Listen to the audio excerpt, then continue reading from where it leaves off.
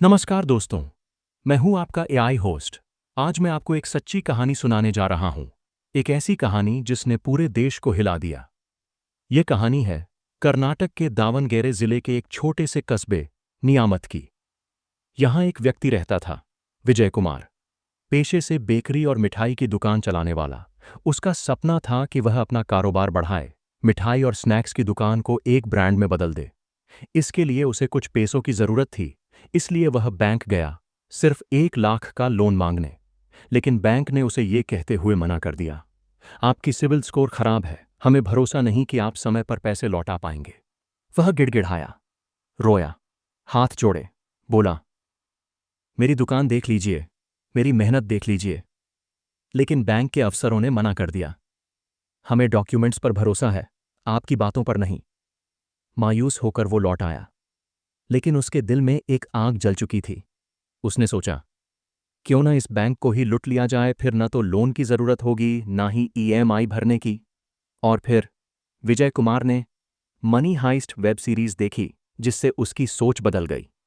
उसने प्लान बनाया बैंक लूटने का, और इसके लिए उसने 9 महीने तक तैयारी की, रिसर्च की। हर रोज बैंक के सामने जाकर प्रैक्टिस करते, बैंक के अंदर जाकर पूरे बैंक का मैप बना लिया, जिससे एग्जिट रूट जैसी जरूरी चीजों का पता चल सके। सीसीटीवी कैमरे, बैंक की विंडोज, सिक्योरिटी सिस्टम, सब कुछ समझा। उसने अपनी टीम बनाई, जिसमें 6 लोग थे। एक वो खुद, अजय कुमार उसका भाई, परम आनंद उसका जीजा, अभिषेक उसका दोस्त, चंद्रशेखर एक स्थानीय साथी, मंजूनाथ तकनीकी सपोर्ट के लिए। प्लान ऐसा बनाया जो सुनकर किसी फिल्म का सीन लगे।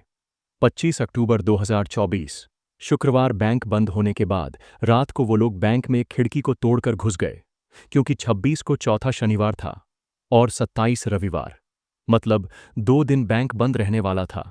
विजय कुमार और उसकी टीम ने इसी मौके को चुना। उन्होंने खास silent cutter machine, gas tools और मिर्ची पाउडर खरीदे। आप सोच रहे होंगे कि मिर्ची पाउडर का क्या किया होगा, तो मैं आपको आगे बताऊंगा, लेकिन फिलहाल इतना बता दूं कि ये आइडिया केवल जीनियस के दिमाग में ही आ सकता है। फिर आती है रॉबरी की रात। वो सभी 24 और 25 अक्टूबर की आधी रात बैंक की विंडो काटकर अंदर घुसे। एक लोकर तोड़ लिया और उसमें था 17 किलो सोना, जिसकी कीमत थी 12 करोड़ 55 लाख। दूसरा लोकर काटने की कोशिश की, लेकिन गैस खत्म हो गई। वो उसे आधा कटा ही छोड़कर भाग निकले। जाते जाते डीवीआर ले गए और पूरे बैंक में मिर्ची पाउडर फेंक गए। बैंक खुलने के बाद लूट का पता चला और पुलिस को बुलाया गया, लेकिन ना ही सीसीटीवी था और ना ही डीवीआर, यहां तक कि गार्ड भी नहीं था। फॉरेंसिक टीम जब खोजी कुत्तों को बैंक के अंदर ले गई तो सभी कुत्ते मिर्ची पाउडर की वजह से छींकने लगे।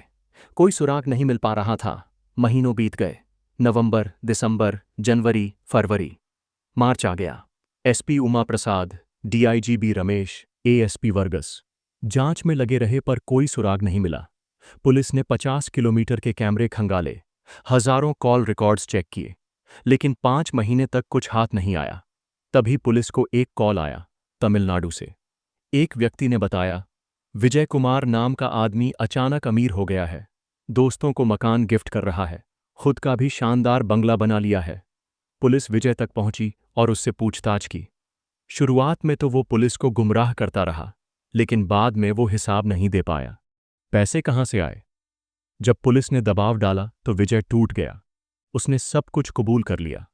उसने बताया, उसे लोन न मिलने पर कैसे उसने मनी हाइस्ट देखकर पूरी चोरी की प्लानिंग की, कैसे उसने 15 किलो सोना तमिलनाडु के जंगलों में एक कुएं में छुपाया। कुछ महीनों तक पुलिस उसे पकड़ नहीं पाई, तो उसने उस सोने को धीरे धीरे करके बेचने का फैसला किया और अपने साथियों को भी उनका हिस्सा दिया। और उसने सोने की चेन और अंगूठियों से दीवार पर पुलिस और एसवीजी लिखा था।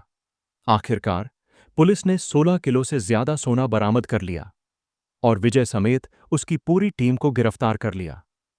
पुलिस की इस सफलता पर अधिकारियों को मुख्यमंत्री स्वर्ण पदक से सम्मानित किया जाएगा। यह कहानी हमें सिखाती है कि गलत रास्ता चाहे कितना भी स्मार्ट क्यों न लगे, वह अंत में जेल की सलाखों तक ही जाता है। चाहे 1 करोड़ का सोना क्यों न चुरा लिया जाए, सच्चाई एक दिन सामने आ ही जाती है।